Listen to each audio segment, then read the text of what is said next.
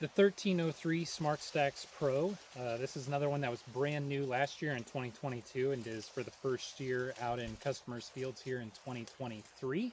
From an overall plant architecture type, a pretty dense canopy. Whenever you're out here walking it, you know, during late vegetative and into the early reproductive stages, you definitely know when you're walking through this one. It's got definitely a distinct look to it, especially whenever you compare it to 63, 68 or the 113 day beside us. But as you can see, the health stay green, I'd probably put just a touch worse than the 63, 68. As well as for this one, I think its stress tolerance score in my book would come in just under the 63, 68 as well. You know, if you look at the ears, you see a little bit more of a nose consistently on this ear, a little bit more often with the 1303. It also throws a lot of 18s around.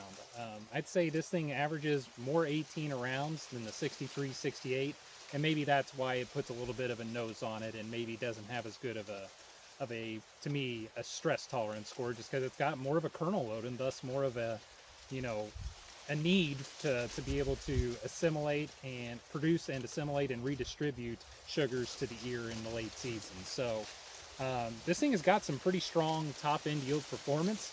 I'd say it's good on the average to above average acre type, but you know, whenever we get real stressful conditions on maybe something that's legacy timber soils or something that's incredibly wet lane, maybe in that type of extreme stress, we'd probably still recommend the 63, 68 for now.